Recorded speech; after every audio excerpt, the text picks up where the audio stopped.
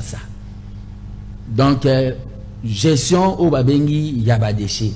C'est ça parmi au balobi mission il y a régie d'assainissement au naza directeur technique au ISAP dirigé na mwana mboka Iglouawa pe longona madame Eden DGF. Très bien, merci beaucoup. Monsieur le DGA dans un singo makas. Je suis content de voir ba follow. Ba follow ça pas parce qu'il n'a pas mal tout le monde a binora na ba terre principale. C'est ce que les Kinois mangent à Kinois et Biraskin à Zratoun na ba terre principale.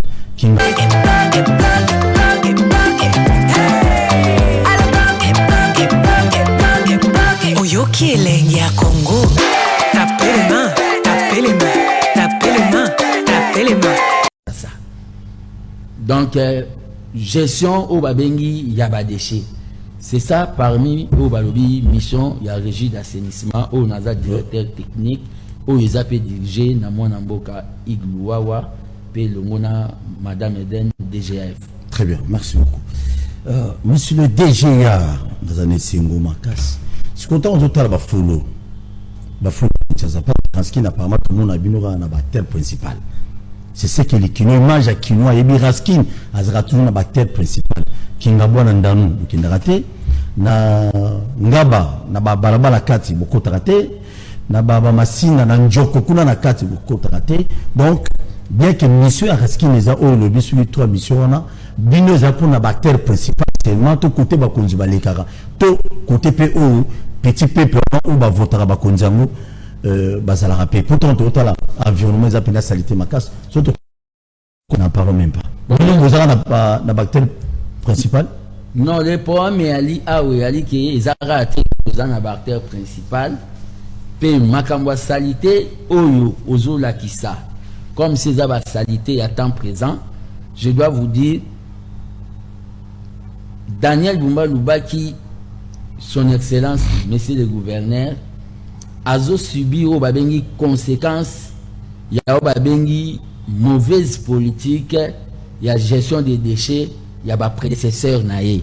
Ah bon? Et je me réserve de citer les noms. Merci. C'est-à-dire, ils a ba déchets au Bomona, ils a gestion, il y a mauvaise gestion, il y a 2 gouverneurs au Baleka.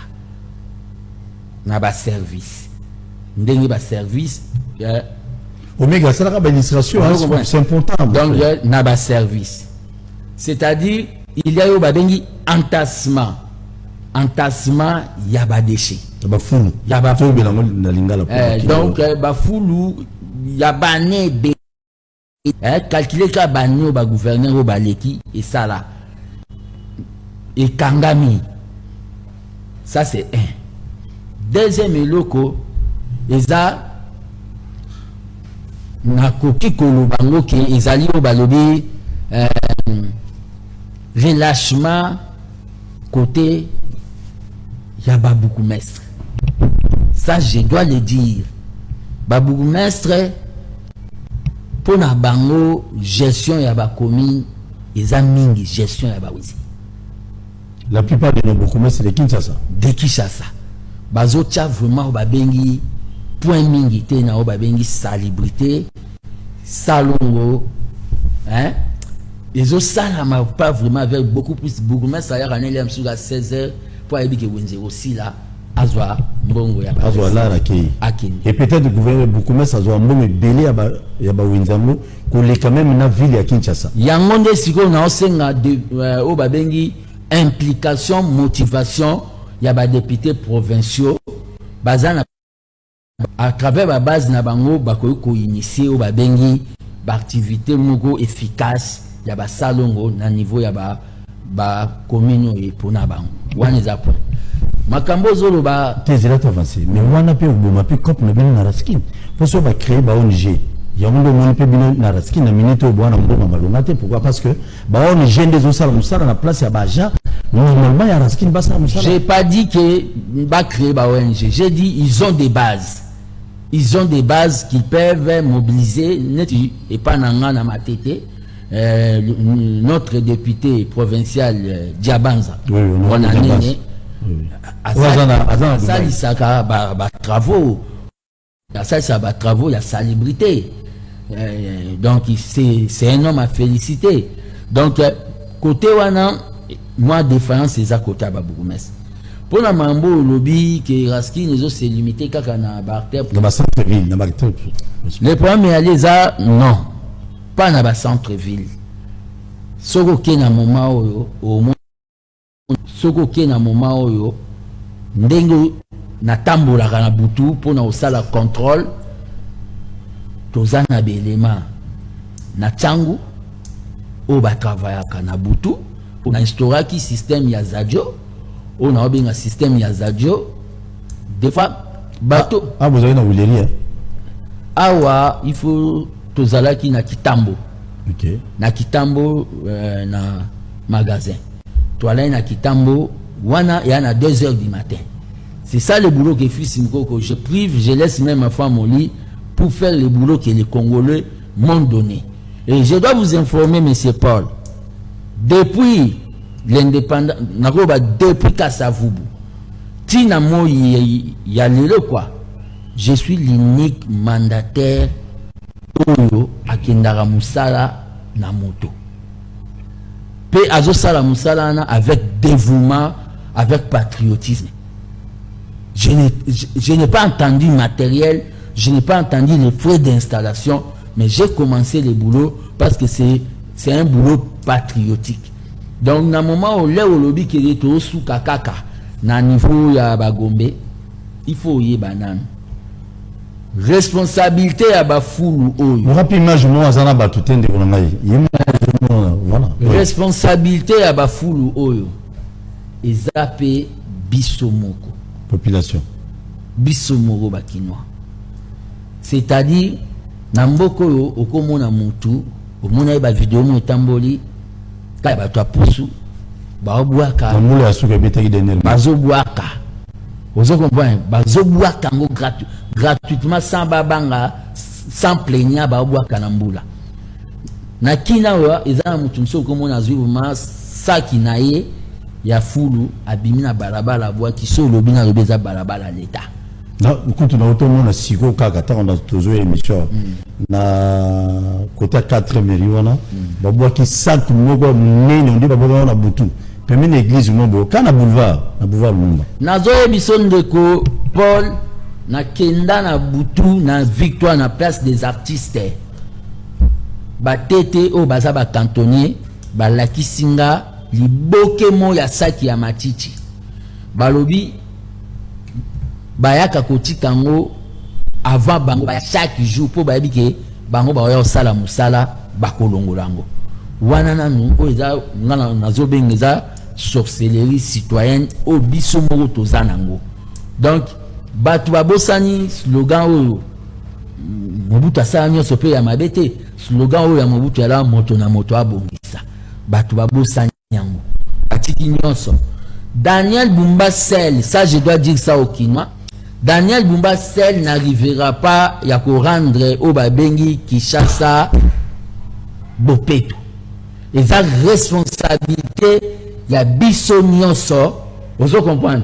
Et sa responsabilité, il y a Yongai, Tobake, Kobuaka déchet de manière kirikinde ba Kongolanga balobaka, et ça d'abord infraction. Yangonde, Nabato Bazolo Bake fils Nko ba nommé sur ça de l'autre côté. Je dois vous dire ceci, monsieur Paul. Je dois vous dire ceci, monsieur Paul. Très bien. Makambaba Foulou Oyo, poésie là, d'abord, nous devons d'abord investir dans l'homme.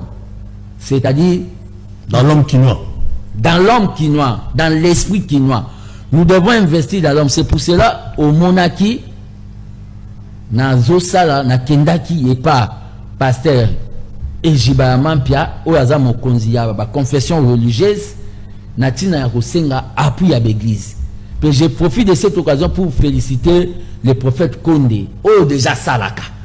Na bandinae ya église Liloba. Et mon pasteur aussi, le prophète Emmanuel Dodi, a accepté, tant que je suis au Babeni, l'un de ses fils de l'église, a accepté. Ça a été mobilisation, il y a franchi nyonso natina babanda kosala ba activité ya salubrité to na remercier pe pasteur Marcelo oyepe akotaki déjà na kati ya makambo. Donc eza likambo ezo engagé, même vous les journalistes ezo engagé nous tous pour tout ça la lutte contre makambo yo. Que na moment tozo sala na nous sensibilisation batu baye ba ke lobby il y aura des sanctions, c'est-à-dire likolo ya mulangi ya J ya 500 francs oyo bwaki na balabala, policier invisible oyo akozala en civil akoki pe ko interpeller yo ko kango ko memo na poste à la police basambisi yo ofuti pe 500 000 obwaka mulangi ya 500 francs mais ofuti 500 000 francs congolais. Soki to beti yango ata 10 kinois baza pini bongo, vous verrez les gens seront disciplinés. Est-ce que vous avez bien la Kinshasa ba décision bino ba konzi bozwara et ça la même 72 oui bien. Je vous dis, moi je suis fils, je suis le fils de, je suis de l'IDPS radical. C'est-à-dire, si je dis quelque chose, il faut na ça la suivi nango. Et j'ai confiance à mon gouverneur Daniel Bumba Lubaki, na confiance à Pessingaï que nous ne sommes pas venus là pour faire des choses inachevées, nous sommes venus là pour faire des choses aussi la Tinasuka. Qu'est-ce que vous depuis comme directeur général adjoint en charge de la technique, est-ce que déjà comment la commune Ngaba? Si na comment la commune Ngaba na informé yo, na kenda salongo na bana Ngaba. Na cité le combo ya leader ya salongo na Ngaba comme le Poupon Kalala. Bon et bon la Kingaba.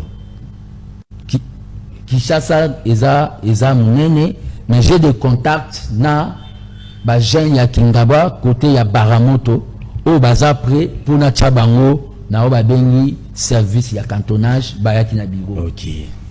Fils Mukoko combat cage, il faut supporter ngai to so la bien prévision parce que ba kino ba ozolo wa ba tunu mituna. Tant que combat qui directeur général adjoint en charge de la technique, dis-nous un peu personnel ya Raskin au côté qui ba combien? Ba cantonnier nyonso o ya Raskin ba combien? Les rozana ba combien? L'air n'a commis d'abord mon frère Paul, je dois vous dire, l'air n'a commis na salari na nous ba bengi audit. Na audit to ça na kuta na coffre fort ya Raskin $100 na 6 000 francs. Régie. Bandela le kono. Na kuta na Raskin ba kinoise et kinoise. Na kuta na Raskin c'est à vérifier na siège na biso eza na croisement Mushika Lembelembe na kati ya ex maison communale à Lingwala. Bokinde ko tuna. Na kuta na Raskin $100 na 6 000 francs na coffre fort. Régie. Il y a plus de 200-300 personnes. $100 na 6 000 francs. Qu'est-ce qui se faisait là-bas? Les DG sortants, Naba directeur, Babanda Kabola, Obabengi, moi Moukio, Banda Kokota, Obanda Outa et Pangobila, le gouverneur honoraire, Babanda Kabola, on a Nabigo. Kinakoti, régime Wana et Silaki. Et Silaki d'abord. Nakuta na Raskin, régie, une organisation, Yabopeto. Nakuta 21 cantonniers. 21 tout travaux. Est-ce qu'avec 21 tout travaux, qui chasse les ana dimension, mounene yaba pays misous, baostani. Nakuta brosité. Nakuta ganté. Nakuta poussouté. Nakuta cantinité. Nakuta ratoté. Mais na moment oyo muto alinga sala Saint Thomas akoya na Raskin nakuta choisible té biloko oyo muto akoya sala Saint Thomas akoya na Raskin akomona yango ndezala priorité nanga nakuta ba fonctionnaire ya Raskin 21 wana Raskin en général. OK. Kobanda ba directeur Tiko Kitanase nakuta bango na balobi 57 mois impayés. Nakamwa kutu comment 57 mois impayés bo vivaka pe boyaka ya onde nazo féliciter ba Jean so ya Raskin baza vraiment ba patriote. Très bien. Nakuta bango mais avec avènement ya Igluawa Eden Lungu nanga fils Mukoko, on a déjà libéré au moins Tozo Kende déjà là-bas 4 mois. Il y a libération, il y a barrière, il y a salaire. Tozo Kende na ndengwana. Très bien. Ok. C'est plus mon lobby. Peu en plus na bakiselo gomoko. Na kuta coopération oyo ba Jean Raski banda Kende Japon formation et Kufaka. C'est avec fils Mukoko japonais Jika ambassade na bango na yambaki ba na Raskin bake kotala centre na biso ya Mpasa bake kotala place ba engin na TP. Donc c'est avec fils Mukoko qu'il y a eu babengi kose quoi il y a coopération Congo Japon en matière ya bopeto. Et à part ça na kutanaki na ambassadeur ya le chargé d'affaires ya Afrique du Sud na cadre tout ça la coopération Kinshasa Pretoria. Merci. Omega to tiki biso mi balé ko génété pour ce que bilo ce que bando bima. Fils Mukoko biso au félicité personnel ya Raskin au contaki 21 cantonniers, le ba combien de cantonniers? Na moment on est toza pendant régime na lobo lunga na zana o nga na sali. Donc na koloba moi j'ai recruté 250 cantonniers. Voilà force du progrès, la force du progrès. Non, c'est pas force du progrès parce que le pouvoir c'est pas le pouvoir seulement des gens de l'idée.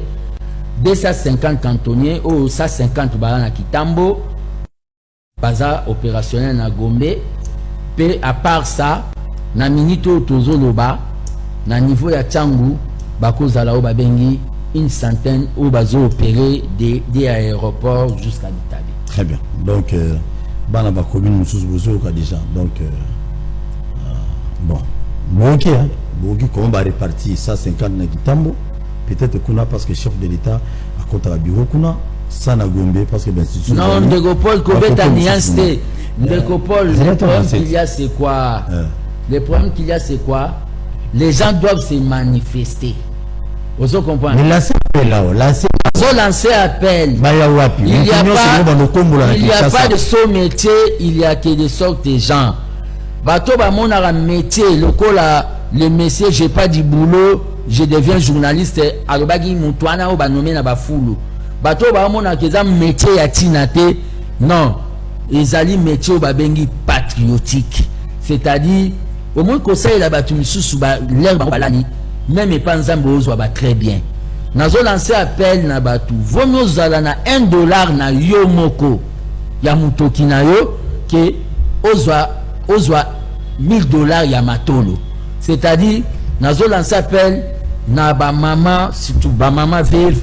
Nazo lancer appel na ba jeune au bazana misalate, misale sana na butu. Des fois peut tochaka na mo ici c'est nécessaire. Nazo lancer appel tozana besoin na niveau ya ba commune na bino bo manifester na sensité bo mona biso na siège na biso na bureau na biso administratif oza na lingwala croisement Mushika Lembelembe na ex-maison communale bando futama $5.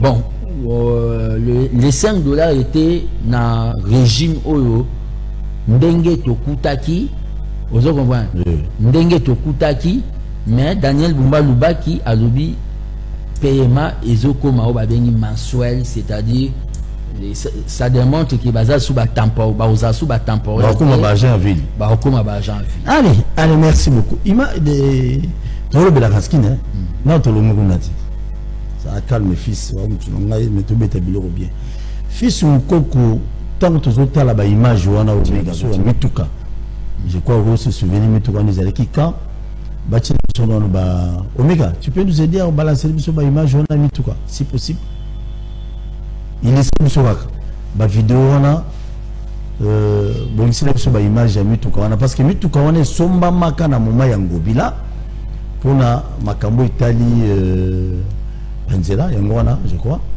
zuma mituka ebele nyonso eza mituka ngobila tika kiti non ngobila atika mituko te hein ngobila atika mituko te non regarde ouais soki tokeno na tepe omona mituka oyo ngobila tika oyo alaki na cadre ya contrat na Albarak Batik eza kuna bapine misusu etoboka non nous on est venu on a trouvé déjà que majorité ya ba mituka ya Albarak contrat oyo katanaka na Batik oyo ngobila tikaki ezala le fait que contrat d'abord ezali biloko ya Batik bangonde bazoya kozwa ngo te ozo comprendre bangonde bazoya te mituka oyo Daniel Bumba ye nango 100 ezali mituka oyo Daniel Bumba est allé acheter na Europe pour ça il va partir même il y a la société batekeli biso yango. Les gens, vous savez, tout ce que Ngobila a à faire, ils ont toujours selon la vision du chef de l'État. Même marché central. C'est la vision du chef de l'État. Le Obabengi, modernisation, couper sa vitesse, na Obabengi, assainissement, au Daniel Bumba Zolinga Sala, c'est toujours na Obabengi, vision du chef de l'État. Nous ne devons pas créer des polémiques entre bango mituka oyo eza ya Obabengi Daniel Bumba Lubaki mutu asombi yango sa mituka ya on a profité pour na sabana kin parce que yo linga olobaki netika trop gombe nazo sabana kin au moins na sa mituka na tant que technicien na zui décision on a proposé na chef nanga Daniel Bumba Lubaki na vice nae Edi Yele nazo proposer na bango 25 mituka pona Lukunga, 25 mituka pona Moamba, 25 mituka pona Changu, 25 mituka pona Funa. Siko boko mona o babengi na biloko misusu ezoya o babenga ba balayeuse, c'est-à-dire ba machine kombo oyo na to mona te. Wana iba no kombo la na ba terre principale, ba na kati ba bosana. Yondo zoloba vaut mieux un long voyage commence par le premier pas.